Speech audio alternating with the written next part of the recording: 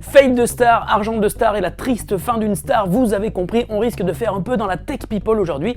Bonjour à tous, nous sommes le jeudi 13 mars 2014 et c'est le Fresh News du jour, c'est parti. This is funky fresh. This is funky fresh. Pick up on the mustard pack and grab your double cheese and fries.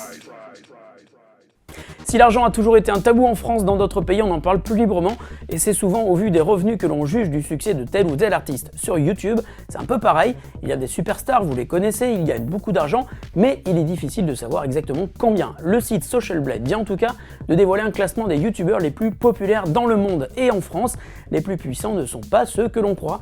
Si l'on classe les youtubeurs par leur score Social Blade qui combine plusieurs facteurs, dont le nombre d'abonnés et le nombre de vues, les 5 youtubeurs les plus populaires sont Squeezie, suivi de la chaîne musicale The Sound You Need, puis Cyprien, Rémi Gaillard et Norman. En revanche, si l'on classe par nombre d'abonnés, l'ordre est différent. Le premier est Cyprien, suivi de Norman, Rémi Gaillard, Koé et David Guetta. Et enfin, si l'on classe par nombre de visiteurs, donc le nombre de vues, le plus populaire est Rémi Gaillard, suivi de David Guetta, Universal Music France, Cyprien et Koé. Dès que l'on parle de revenus, c'est un peu plus obscur car tout le monde ne dit pas ce qu'il gagne. Par exemple, Cyprien ne dit rien.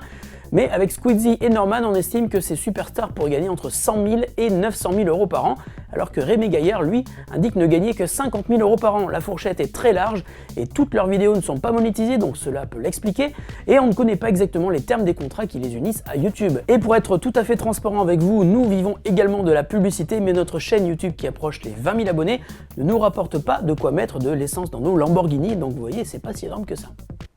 Vous le savez, on vous l'a déjà dit, mais vous n'avez pas fini d'en entendre parler. Microsoft a décidé d'arrêter le support de Windows XP le 8 avril prochain, mais plus on se rapproche de la date fatidique, plus les experts alertent sur le danger d'une telle décision. L'autorité américaine US CERT, chargée d'émettre des bulletins d'alerte, a d'ailleurs averti de l'impact et du danger de cette décision de Microsoft. Ainsi, à partir du jour où l'éditeur ne sortira plus de patch de sécurité pour XP, le risque d'attaque de malware devrait augmenter de 66%. Certains groupes de hackers ont d'ailleurs annoncé qu'ils préparaient des attaques en visant des failles de sécurité qui n'avaient toujours pas été corrigées. On estime qu'il y a encore 488 millions d'ordinateurs utilisant XP dans le monde. L'alerte semble donc très sérieuse. Les experts estiment donc que XP est une bombe à retardement, à la fois pour des raisons de sécurité, mais aussi pour la réputation de Microsoft. Si Microsoft justement ne fait pas un geste, comme par exemple offrir Windows 7 aux utilisateurs de XP, c'est peut-être vers macOS, voire même vers Linux, que ces derniers risquent de vouloir migrer. Et enfin, il y a encore un risque important et peu traité, les distributeurs bancaires. De très nombreux tournent sous XP et au 8 avril, ils deviendront des cibles potentielles pour les hackers. À notre humble avis, Microsoft a tout intérêt à revenir sur sa décision d'arrêter le support de Windows XP qui interviendra maintenant en 3 semaines. Ça ressemble à une série à épisodes où chacun d'entre eux est plus rigolo que le précédent. Les stars sponsorisées par les marques de mobile enchaînent les boulettes. Dernier exemple en date, hier, avec le tweet posté par LeBron James, l'ailier des Miami Heat, c'est du basket. Le joueur est l'un des ambassadeurs de Samsung aux USA depuis maintenant assez longtemps. Il tourne dans des pubs pour le constructeur et il est très actif sur les réseaux sociaux.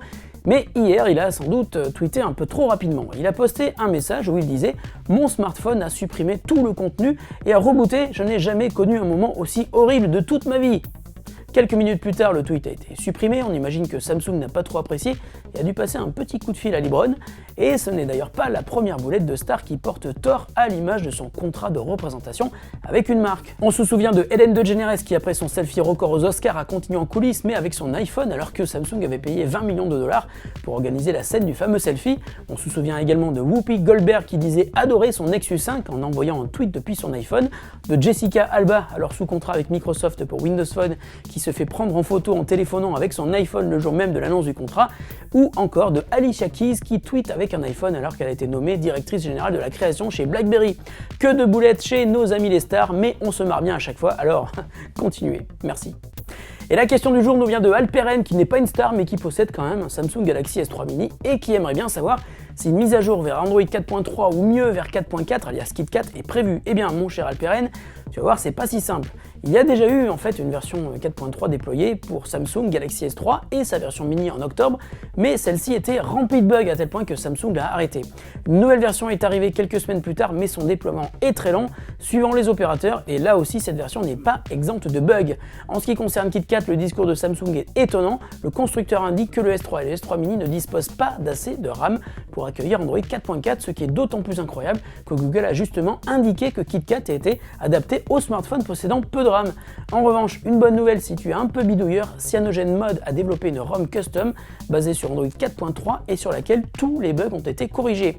Elle est dispo aujourd'hui sur le site de CyanogenMod. Attention, cela fait sauter ta garantie, mais si ton appareil ne l'est plus, pourquoi ne pas tenter l'aventure? Tu nous en donneras des nouvelles.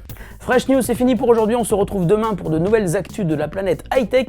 Et n'oubliez pas que nous approchons tout doucement de la barrière fatidique des 20 000 abonnés. Il se pourrait qu'un truc incroyable se passe le jour où nous allons franchir ce seuil. Je ne vous dis rien, mais cela pourrait être carrément dément. Salut à tous et à demain.